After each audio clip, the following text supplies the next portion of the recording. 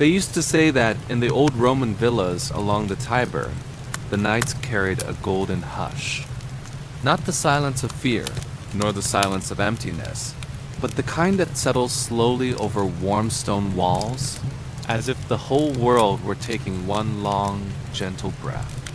And on this night, in the domus of the Aurelius family, that hush felt even deeper, soft as a veil drifting over familiar rooms. Oil lamps flickered in unhurried rhythms, their flames swaying lazily, almost as if they too were drifting toward sleep. Shadows lay across the mosaic floors in calm, resting patterns.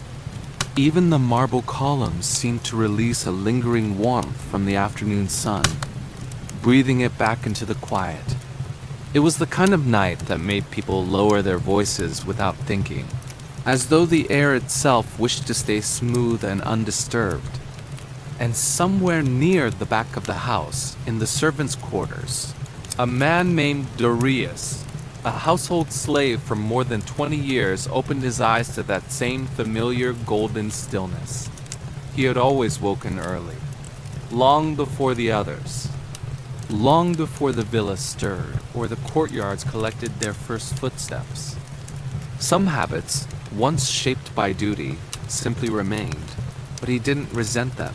If anything, he found comfort in them. The world before dawn always felt kinder, simpler, almost forgiving. Tonight, though, something in the quiet felt different. Not dangerous, not alarming, just gently unusual. Like the faintest ripple moving across a bowl of still water. Darius sat up slowly, careful not to disturb the younger servants sleeping beside him. The air around him was warm and soft, carrying the mild scent of olive oil and a hint of yesterday's baked bread. A single lamp glowed on a small shelf, casting a muted halo across the clay walls dim, but enough for him to see the small wooden box resting on his lap. He hadn't meant to fall asleep holding it, but at some point he must have drifted off with it tucked in his hands. The box wasn't his, of course nothing in the villa truly belonged to him. But Lady Aurelia had entrusted it to him earlier that evening, with a quiet look he had known since the days when she was only a child learning to walk on these same mosaic floors. "Keep this for me tonight," she had whispered, her voice soft, steady, threaded with something unspoken and gentle. Darius had not questioned her. He never questioned her. For decades, he had watched her grow from a shy girl with amber eyes into a woman whose calm surprised many, gentle in the way people didn't often expect from Roman nobility who were raised to lead with iron. He had served her father, her grandfather, and now her. He had observed this family through more winters and more harvests than he could easily count. And although he had no blood tied to them, the Aurelius household was the only home he had ever known. So when she placed the small wooden box in his hands, delicate, carved with laurel leaves, tied with simple twine, Darius understood it carried a certain weight.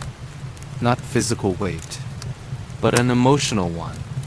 The kind people share only with those they trust.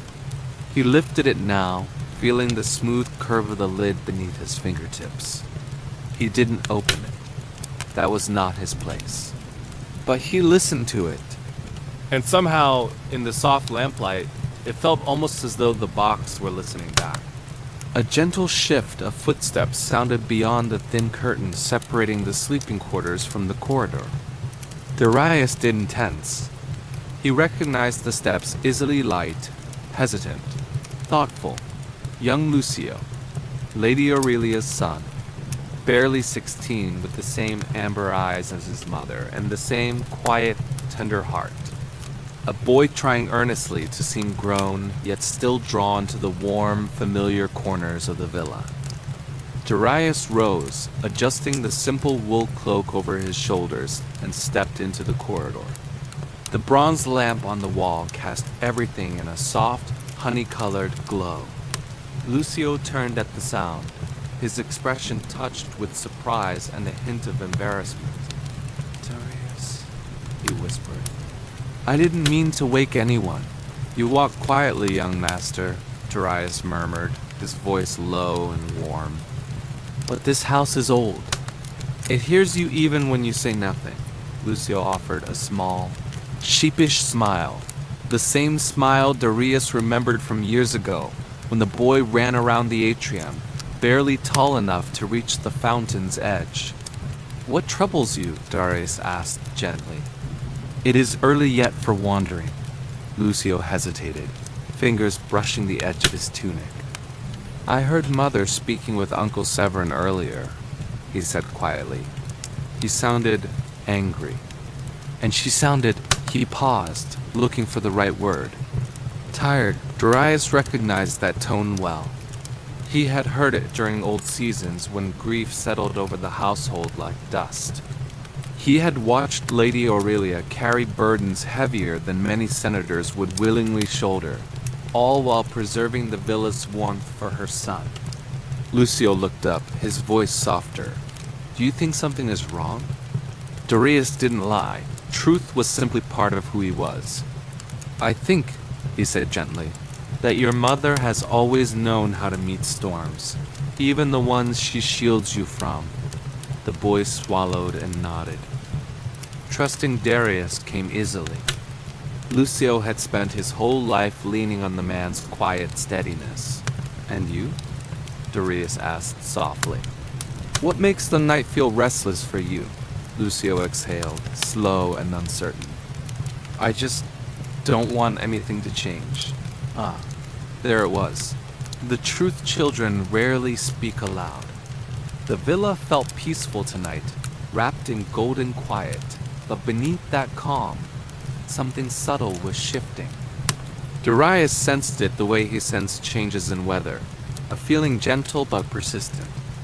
He thought of the wooden box in his hand, of Lady Aurelia's tired smile, of Severin's growing impatience to control the estate. A storm was indeed on its way, but tonight, under this warm, amber-tinted stillness, Darius knelt beside Lucio and placed a steady hand on the boy's shoulder. Nothing changes all at once, he murmured. Not in Rome, and not in even the strongest of families. Change moves like the river, slow, steady, never cruel. Lucio leaned into the comforting touch, soothed. And as the lamps flickered softly, their golden light rippling across the corridor walls, Darius understood something important. Whatever storm approached, whatever truth rested inside the wooden box, whatever Severin planned, Lady Aurelia had not given the box to a warrior, nor a lawyer, nor a man of influence. She had given it to him, a servant. Because sometimes the quiet ones, the watchers, the listeners, the steady hands, carry more strength than they ever imagined. And in the slow stillness of the Roman night, Darius felt the truth settle gently. The story was beginning, but it would not be a story of battle, nor of revenge written in blood. It would be a story of warmth, of dignity, and of a quiet justice that arrives like dawn, soft, patient, and impossible to stop. The villa grew quieter after Lucio returned to his room, quiet in that distinctly Roman way, where even silence seems touched with warmth. Oil lamps gave off a soft, low hum, their small flames drifting gently behind thin sheets of mica. The marble beneath Darius's feet held the last traces of daytime heat, as though the stone itself remembered the sun. And somewhere far beyond the garden wall, a faint chorus of cicadas floated on the air, soft enough to feel like a memory more than a sound.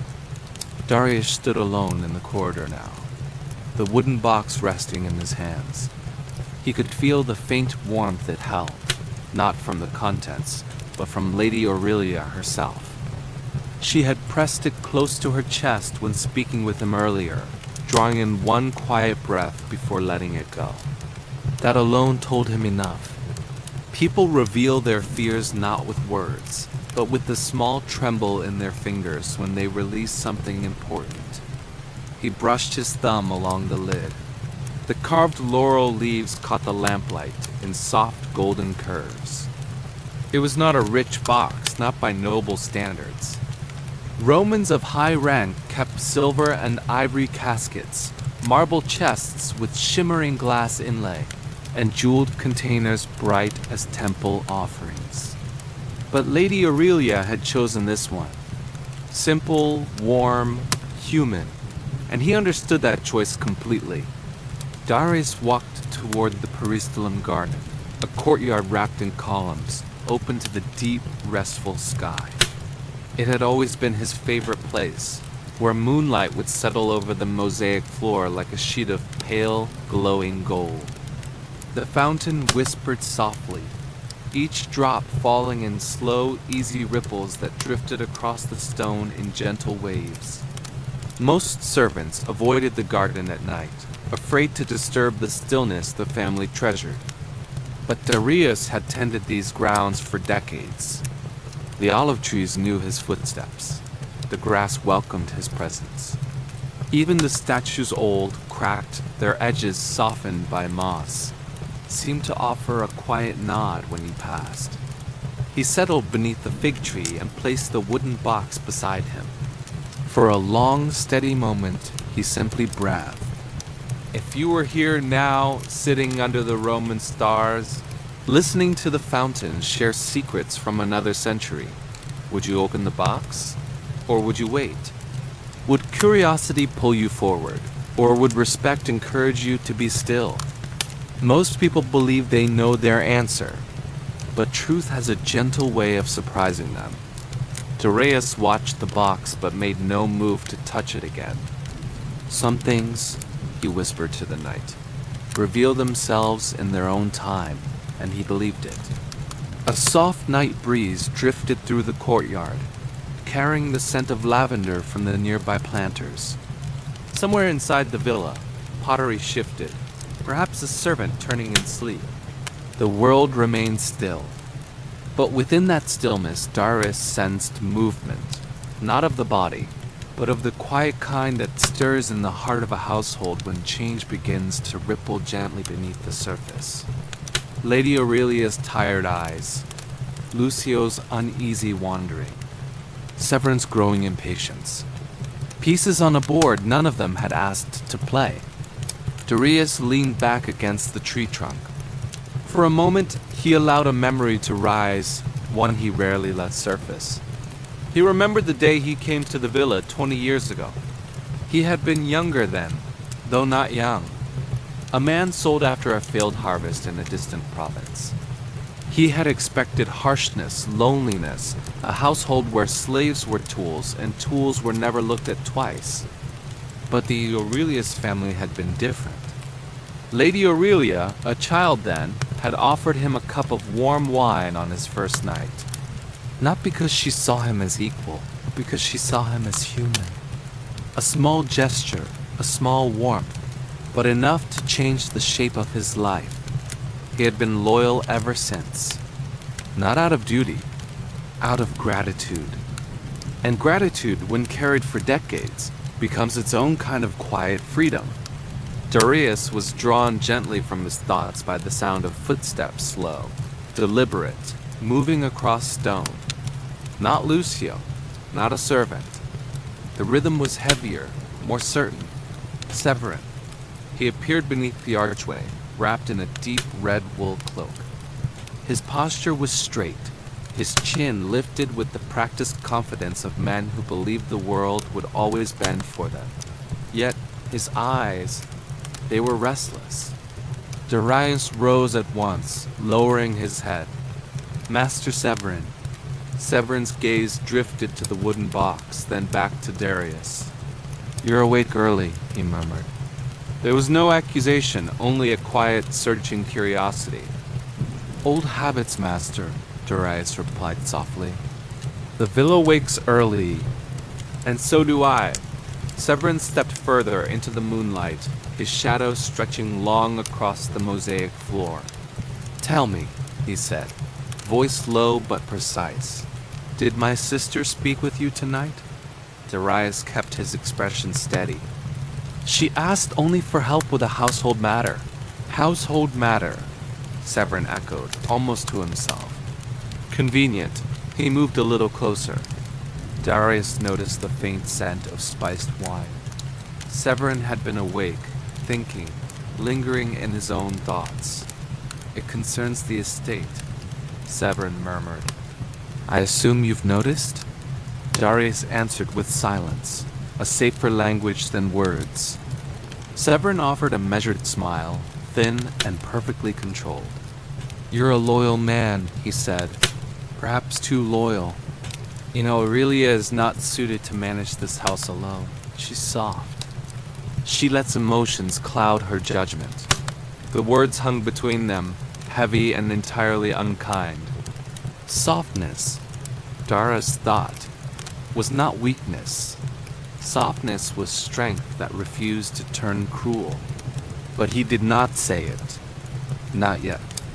Severin continued, stepping closer still. I'll be taking over soon, for the good of the family. For Lucio. You understand.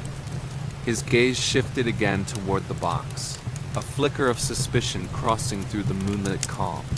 What did she give you? He asked softly.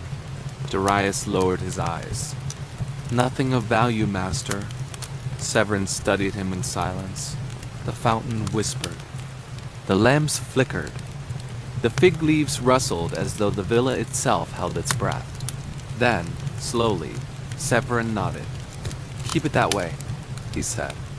Remember who holds power here. He turned, cloak brushing across the mosaic floor like a stroke of deep red ink. Darius stayed still, waiting until Severin's footsteps faded completely into the quiet. Only then did he sink back beneath the fig tree, exhaling the breath he had held inside. He looked at the wooden box. He looked at the moonlight resting softly on its lid. And he understood why Lady Aurelia had given it to him. It wasn't to hide it. It wasn't even simply to protect it. It was because some storms could only be weathered by those who had lived through many winters.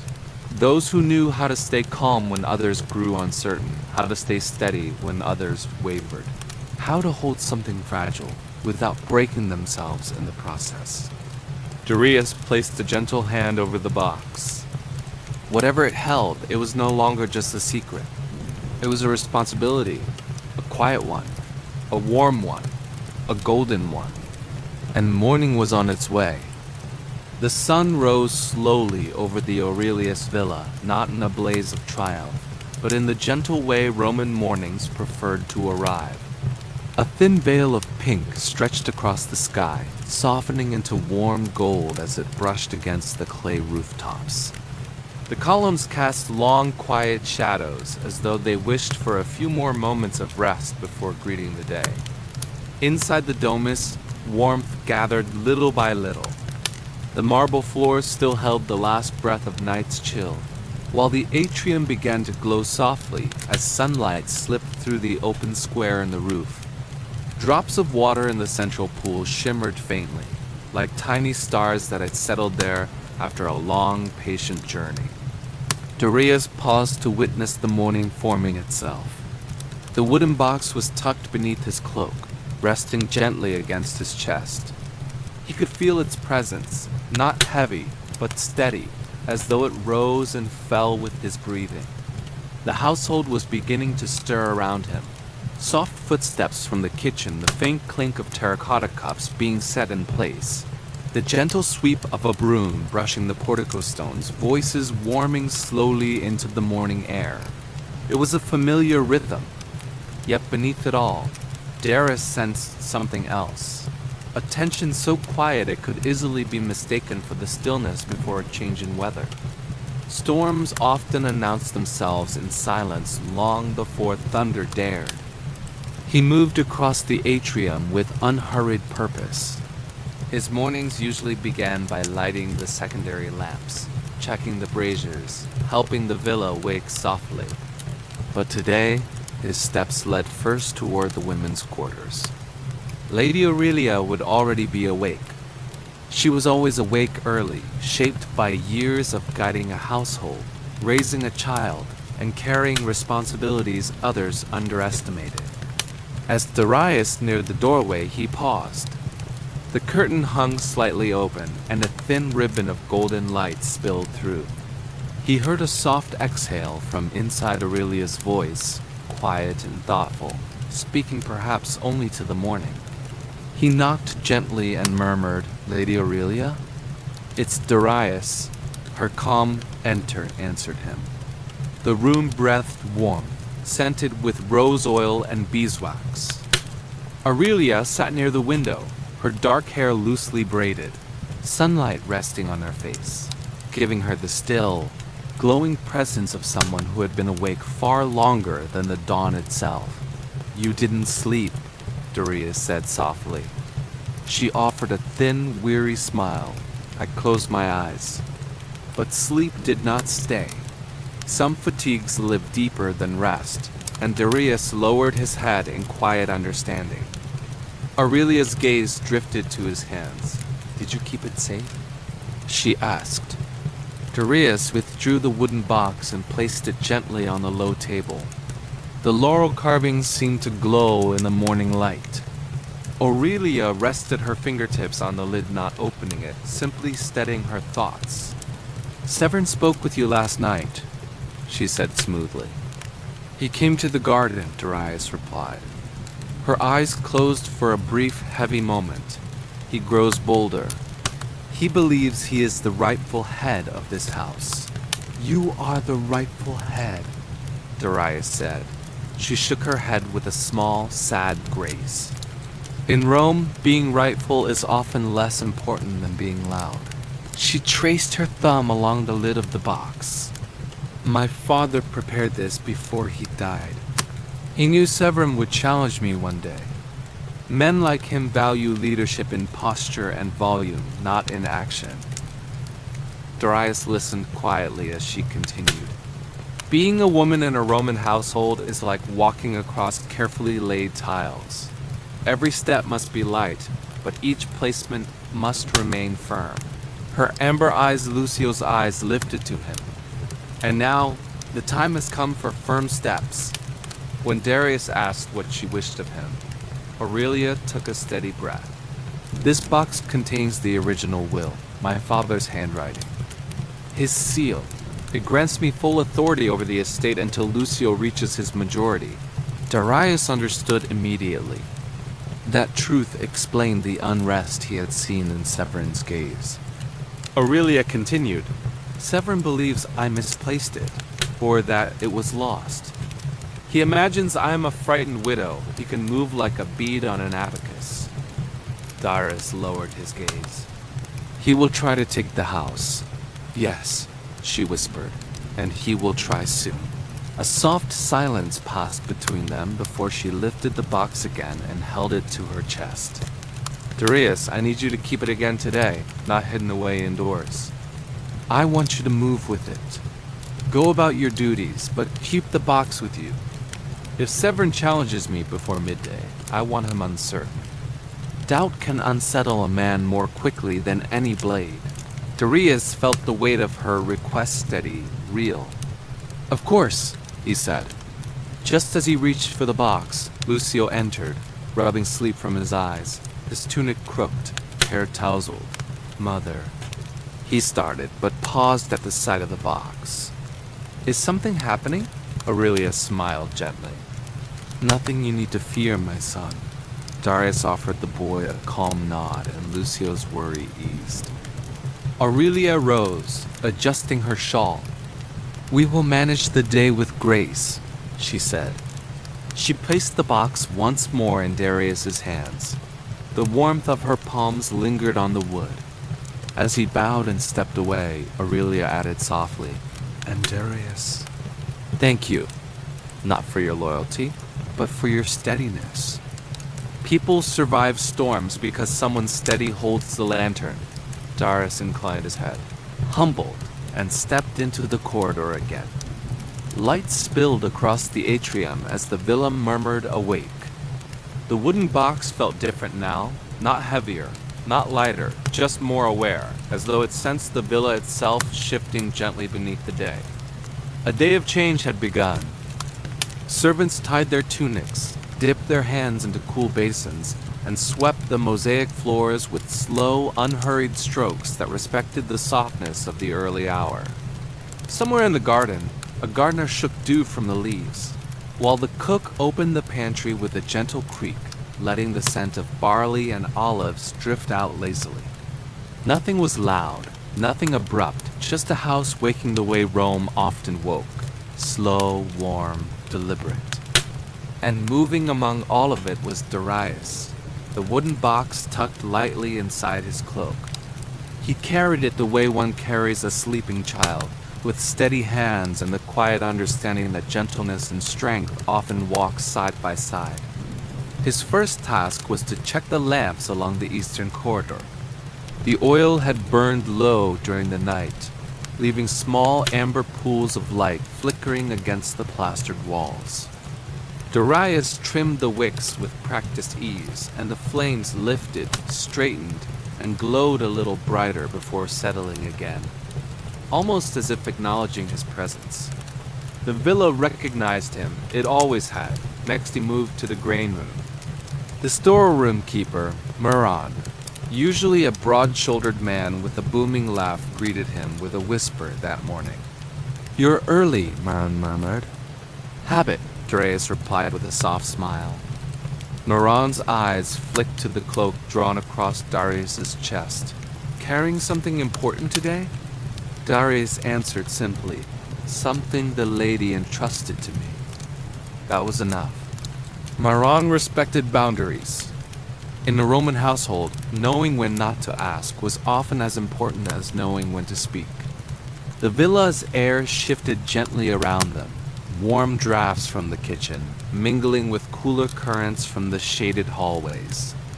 The house felt attentive, as though listening with old patient walls. Darius sensed it too. Roman villas that had stood for generations tended to absorb emotion into their stone's joy. Sorrow, tension each settling into the columns and tiles the way scent lingers in cloth. Today, a quiet tension hummed beneath everything. By mid-morning, the villa's heart, the atrium, was fully awake. Sunlight poured through the open roof, turning the shallow pool into a gentle mirror of gold. Lucio sat at the edge, dangling his fingers into the cool water, while his tutor, the elderly freedman Gaius, stood nearby with a wax tablet. "Recite the lines again, young master," Gaius encouraged. Lucio sighed dramatically. "Must I?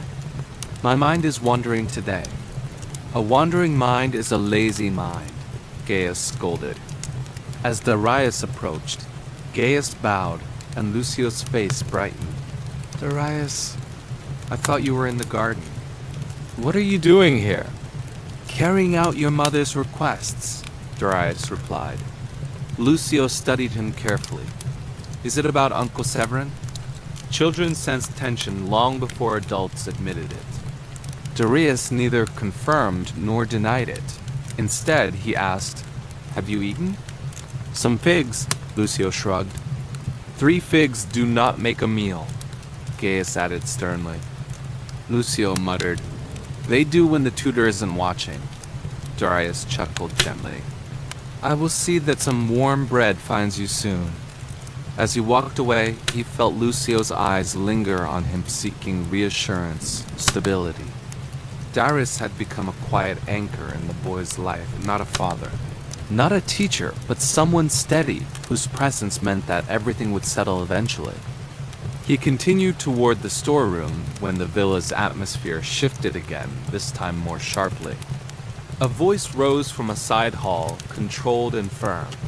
"Severin. And I expect the accounts before noon," he was saying. "This estate cannot run on sentiment." Darius paused at the corner, watching from the shade. Severin stood tall and rigid, speaking to the overseer, his tunic immaculate, his belt tied with the kind of precision held by a man who believed order alone made him strong. But his jaw was tight, his nostrils slightly flared, something restless lived beneath the polished exterior. "Darius, stepped back into the dimness. He did not need to be seen. Lady Aurelia delays decisions, Severin continued. She thinks waiting is wisdom, but in Rome, waiting is weakness. The overseer nodded uneasily. Severin's gaze drifted along the pillars, over the courtyard, into doorways. Searching. Was he looking for the box or the person carrying it? Darius remained still. Stillness was its own shield. After a moment, Severin strode toward the triclinium, his footsteps clipped and purposeful, and the overseer exhaled with relief. When Severin was gone, Darius slipped a hand inside his cloak. His fingers brushed the wooden box. It felt warmer than before, as if the sun had touched it through layers of fabric, or as though the secret inside it sensed danger quietly drawing closer. Near midday, Lady Aurelia entered the atrium.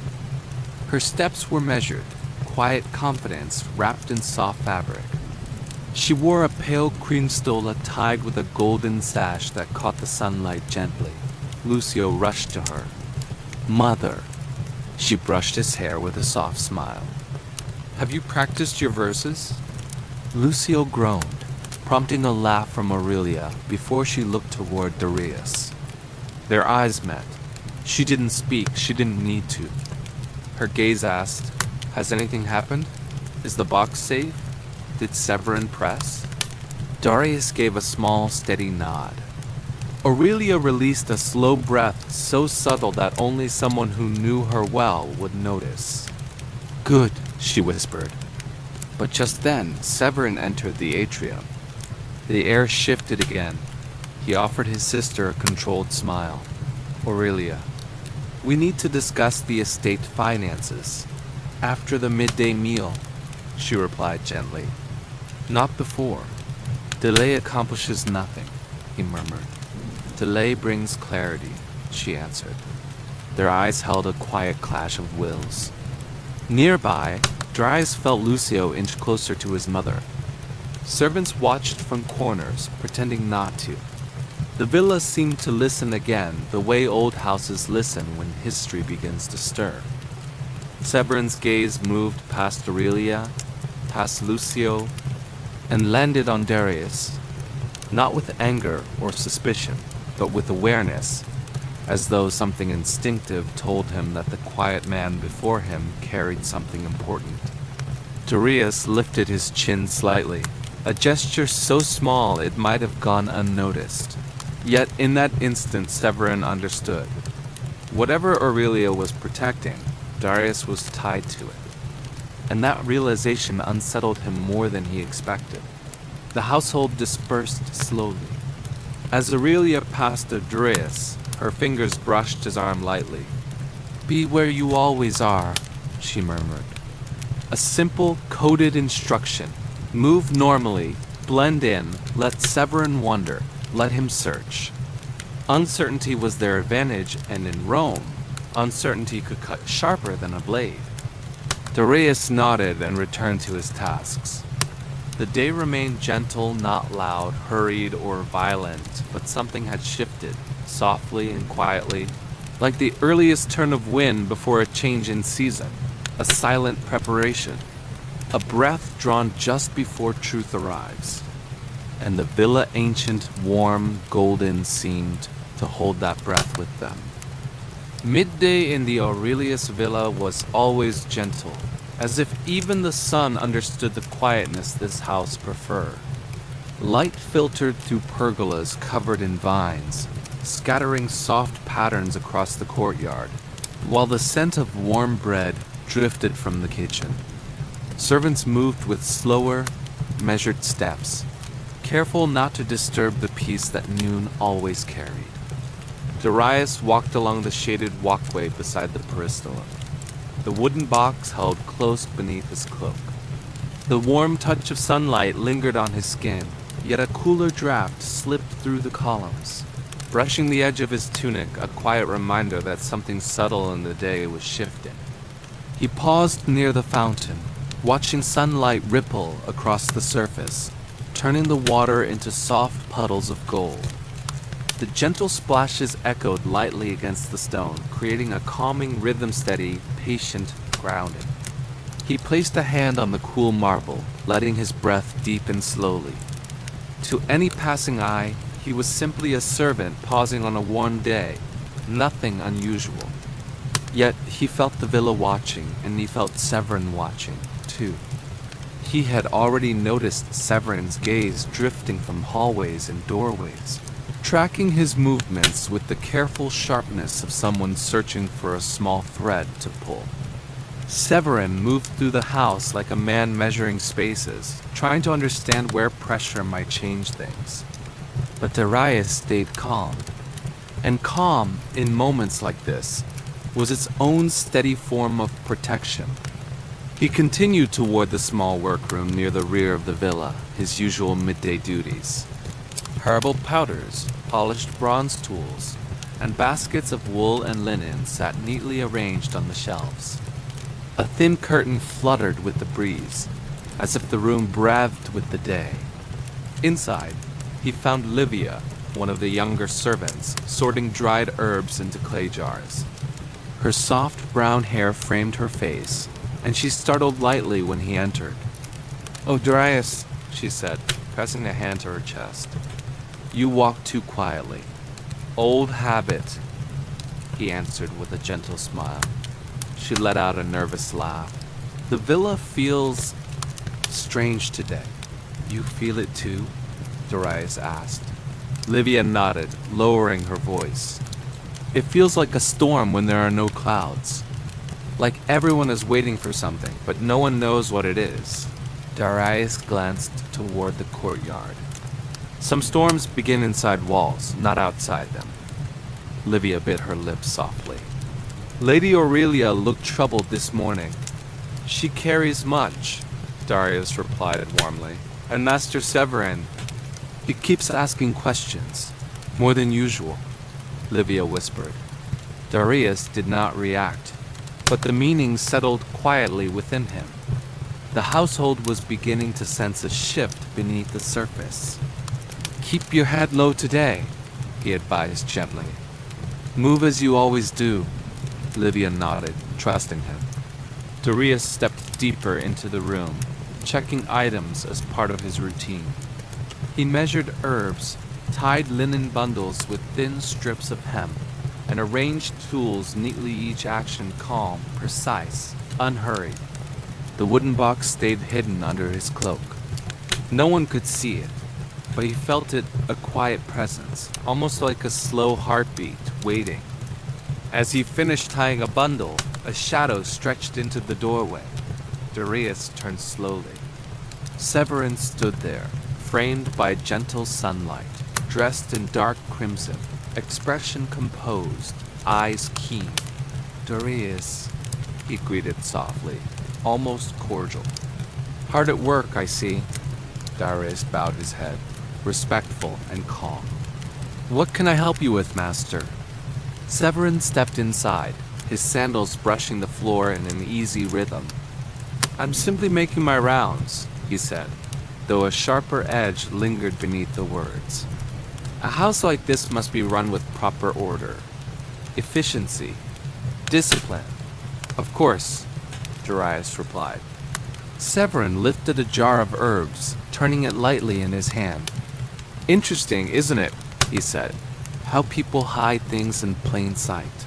A jar, a room, a servant's cloak." Darius's expression didn't shift. His stillness was steady. Severin set the jar down with exaggerated care, a gentle gesture sharpened by intention.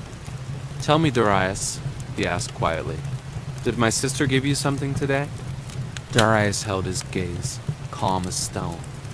"No, master. Only tasks." Severin studied him, searching for a crack. He found none. "There are whispers," Severin murmured. "Rumors that my sister guards something. Something my father left. Something meant for me." Darius answered with silence, a patient, unreadable silence. Severin leaned in. "If there's a document, if there is a will, and if she believes hiding it changes anything, she is mistaken." Darius replied softly. The lady protects only what is hers to protect. Severin smiled, a thin, fragile smile. You're loyal, admirably so. But loyalty isn't a shield. You may find yourself caught between responsibilities. I serve with honor, Darius said quietly. And honor, Severin murmured, is often inconvenient. He moved past Darius, his cloak brushing lightly against him, a symbolic gesture more than a forceful one, and disappeared into the hall. The room relaxed again. Behind a shelf, Livia exhaled shakily. She had stayed hidden the whole time Darius had known. Is he dangerous? She whispered. Only to those who fear him, Darius said softly. And you? She asked. His smile was small, warm, reassuring. I have lived long enough to fear only the gods. Livia's breathing steadied. When Darius stepped back into the courtyard, the sun was shifting westward, shadows stretching longer as the light softened into warm gold. Lady Aurelia stood near the fountain, thoughtful. She looked up as he approached. Severin came to you, she said. Yes. What did he ask? What you expected, Darius answered gently. He senses the will exists. Aurelia closed her eyes briefly, then opened them again with a soft, centered calm. The kind of calm that reminded him why the villa always seemed to listen to her. Then we continue as we have, she said.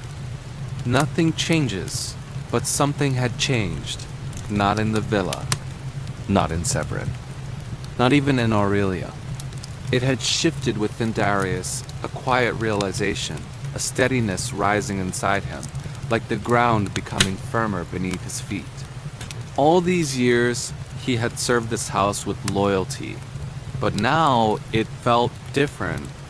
He wasn't protecting them because he belonged to them. He was protecting them because they had become family. Aurelia touched his arm lightly, a small, grounding warmth. Whatever happens, she said gently, I trust you. And Darius bowed his head, not from duty, but from a deeper respect. The kind that grows only in warm corners of a home. The kind no storm can erase. The kind that shapes destiny quietly. As the sun lowered, the villa seemed to hum softly, listening, waiting, holding a long, delicate breath for the moment when truth would finally begin to rise. By afternoon, the villa had settled into a warm hush, the kind of Roman stillness where even sunlight seemed to slow down, encouraging shoulders to soften and breaths to deepen. Honey-colored light drifted through the peristylum, catching lazy dust motes while servants moved in gentle, unhurried rhythms. From the kitchen came the muted, steady sound of chopping. On the tiled roof, 2 doves cooed in quiet, predictable patterns. And beneath all these tender signs of a peaceful day, there lingered a thin, subtle thread of tension barely audible, yet undeniably present. Darius felt it, not as danger nor fear, but as something simply waiting. The wooden box pressed faintly beneath his cloak. Warm from the afternoon sun, a small reminder of Lady Aurelia's trust with every step he took. He walked with purpose, but not haste, for in a household holding its breath, moving too quickly would have felt almost like a confession. He passed the storage room where Livia sorted linen, the courtyard where Lucio murmured verses with restless focus, and the quiet corridor leading to the private rooms. Everywhere he moved, the villa seemed to watch him with its quiet stone eyes, and he listened back. In the side kitchen, old Brennus stirred a pot of lentils in slow, unbroken circles. He didn't look up when Darius entered, though the silver in his hair caught the light. You're carrying yourself differently today, Brennus murmured. Am I? Darius asked softly. You are, not fearful, alert. Like a dog who hears a sound long before others do. Darius allowed a faint smile. Do you hear something, old friend? No, Brennus replied. tasting the soup with a thoughtful frown. But trouble always has a scent. A bit like crushed rosemary, too sharp, too quick, out of place.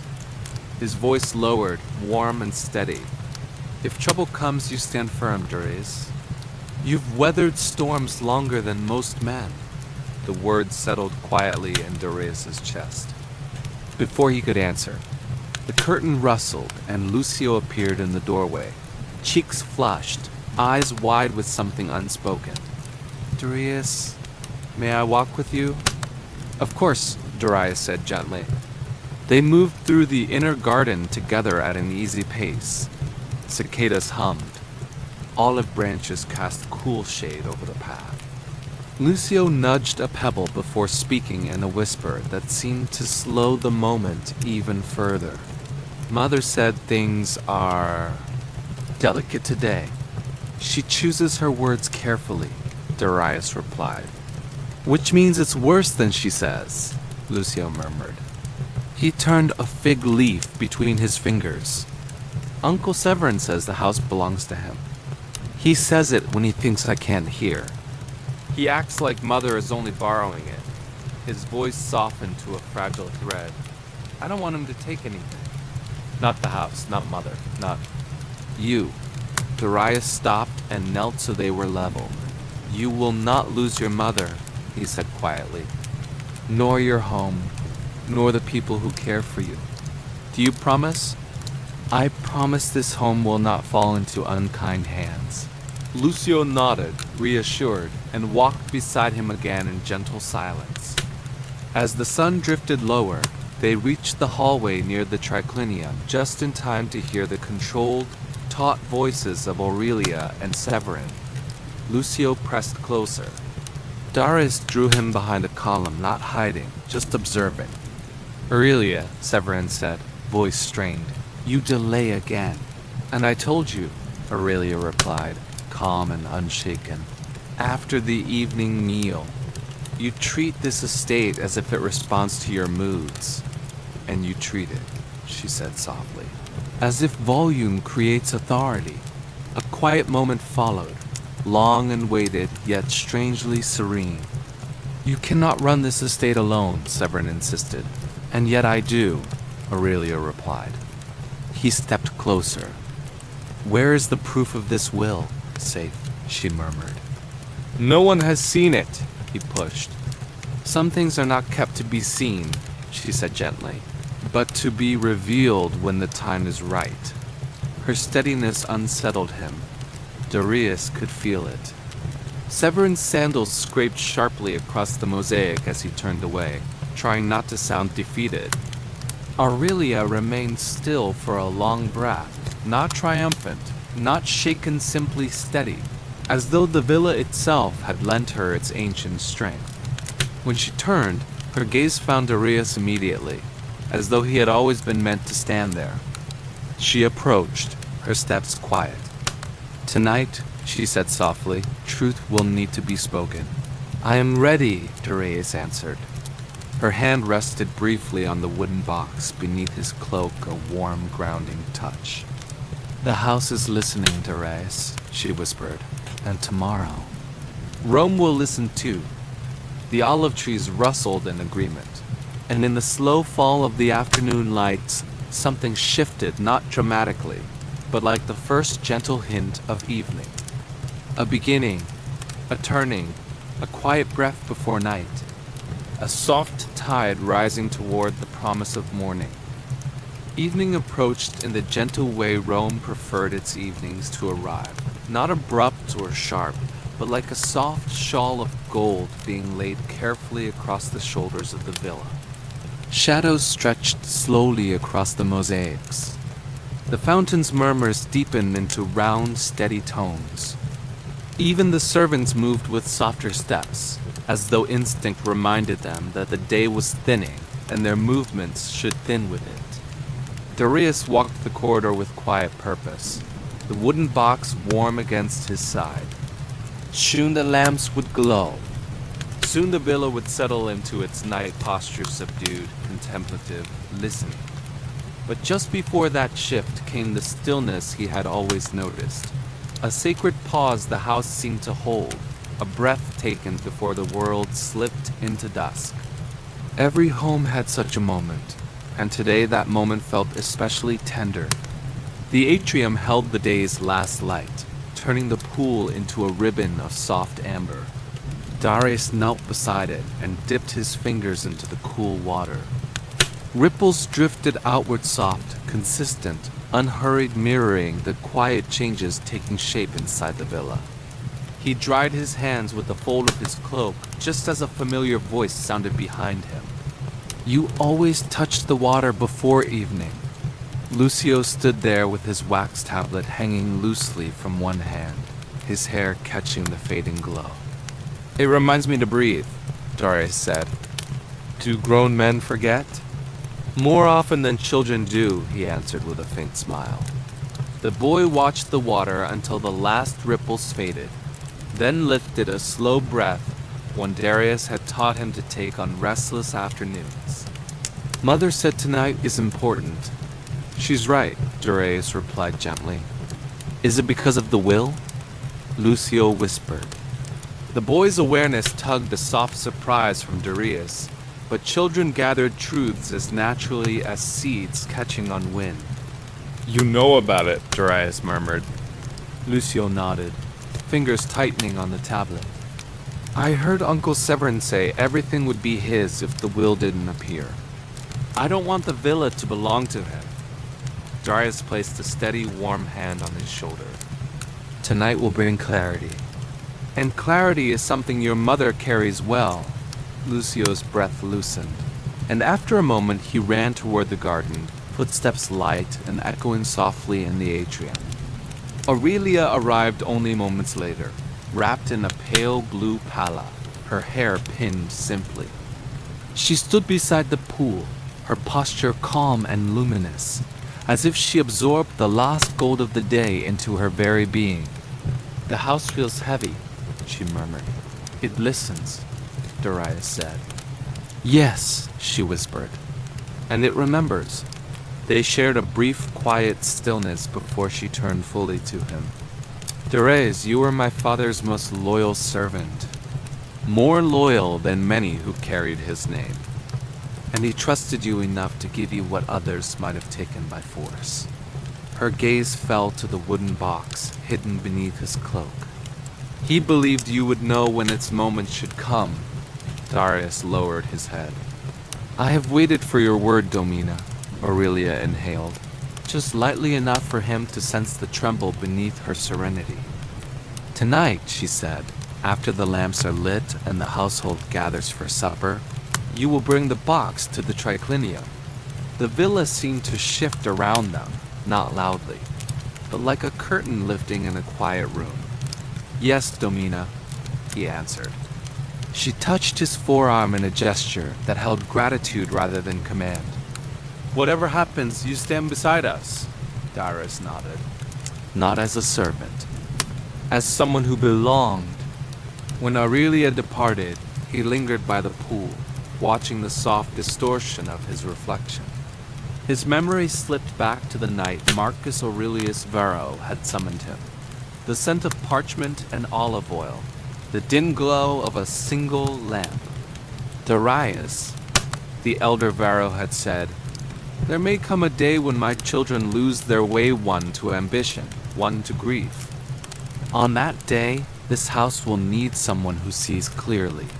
He had placed the wooden box into Darius's hands. "Keep this until clarity is required," and now that moment had come. Darius rose, pulling his cloak around him, and stepped into the corridor where the unlit lamps waited. Servants were already assembled. Livia held a tray of wicks, another boy carried the oil jug. They greeted him quietly. He lit the first lamp. A small flame bloomed, soft and steady, warming the stone around it. Shadows receded. Corners softened. Moving slowly, patiently, he lit lamp after lamp, guiding the villa into its evening calm. As he passed, Livia whispered, "Is tonight the night?" "It is," he said. She released a long breath as though tension that had lived in her all day finally drifted free. The last lamp flickered alive, filling the atrium with mellow gold. The pool shimmered beneath it like a piece of borrowed sky. The villa no longer felt heavy. It felt aware, ready, the kind of readiness that gathers in a place where truth has slept for too long. From the triclinium came the muted clatter of supper preparations, the quiet shuffle of servants, the scent of herbs roasting, Rennis muttering about salt. Ordinary sounds. Familiar sounds. But tonight, they felt like a slow heartbeat before revelation. Darius adjusted his cloak, ensuring the wooden box was secure. The house breathed with him. Night deepened around him with soft anticipation. As he stepped toward the triclinium, the villa seemed to whisper along its stones, a gentle, relieved murmur. At last. Night had fully settled its quiet embrace over the villa by the time Darius reached the entrance of the triclinium. The linen curtains breathed gently as he stepped through, lifting just enough to reveal the soft golden glow inside, where evening lamps flickered in bronze holders shaped like laurel leaves. Cushions lay neatly around the low dining couches, and the scent of lentils, herbs, and warm bread drifted through the chamber, comforting like an old memory returning without haste. Darius paused for a steady breath, the wooden box beneath his cloak resting against his ribs. Neither heavy nor light, simply present, like truth waiting at the edge of a quiet moment. When he entered, the family was already gathering. Aurelia sat at the central couch, serene beneath a pale blue shawl soft as moonlight, though a faint tension hummed beneath her calm. Across from her reclined Severin and his wife Decima, both unusually early, their composure wrapped a little too tightly. Severin's thin smile flickered without warmth, while Decima's sharp pine perfume lingered each time a servant passed. Little Lucio sat near his mother, trying to appear calm even as his gaze drifted often to Darius, to the unseen secret under the cloak. Aurelia greeted him gently. Severin followed with a cool remark, and Darius replied with a softness meant to settle the room. Servants moved gracefully between them, filling cups with watered wine and placing dishes of olives, figs and honeyed cheese with such quiet care that the air seemed to ripple with delicate anticipation. The triclinium had held many evenings, laughter, tears, confessions whispered between family, but tonight carried a muted weight, as though something long sheltered was ready to unfold. As the first course arrived, Decima commented lightly on Aurelia's unusual calmness. Aurelia answered only that clarity brought comfort. Severin seized the moment to speak of the villa, insisting enough time had passed since their brother's death. But Aurelia's gentle voice cut in, saying they must first honor her father's final wishes. A hush drifted over the room, softened by a lamp's quiet crackle and the distant call of a night bird. Severin began dismissing the mention of their father's secrets when the curtains rustled and Darius stepped forward, placing the wooden box upon the table.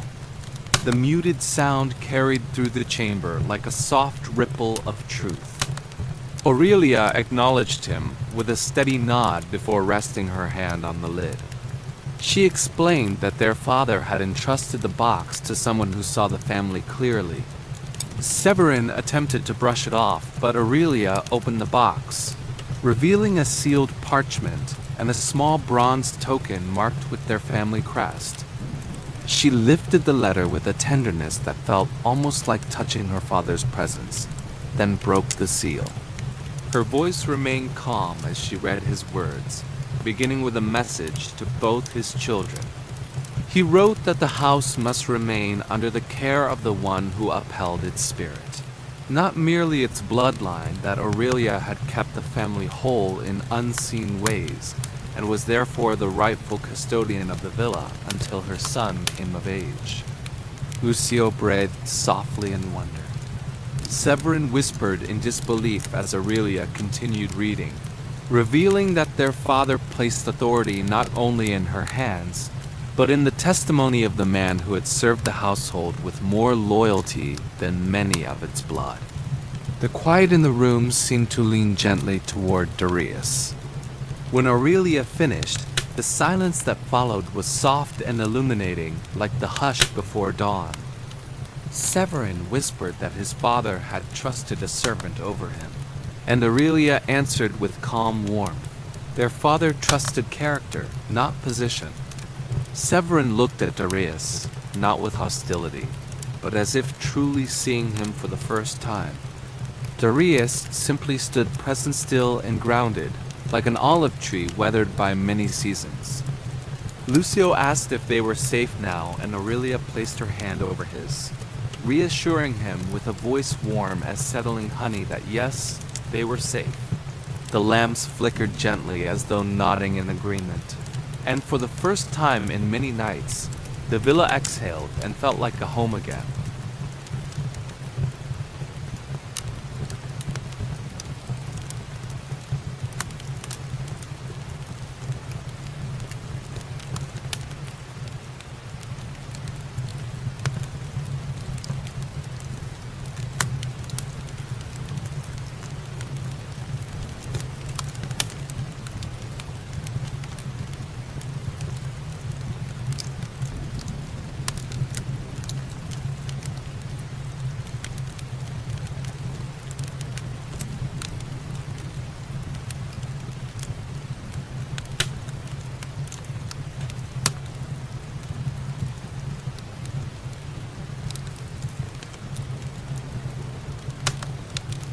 For a long moment, no one moved.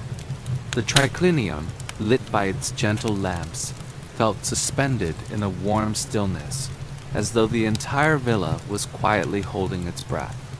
The letter lay open on the table, its edges curling softly, the ink catching faint gold from the steady lamplight. Truth had stepped into the room, but truth never rushed. It settled slowly, the way dusk settles over a quiet garden. Severin stood rigid with his fingers resting on the rim of his cup, his jaw tightening and loosening as words formed and dissolved before becoming sound. Decima glanced between him and Aurelia, concern and caution softening her features, her hand almost reaching for Severin's arm before falling away. Aurelia closed the parchment with unhurried grace.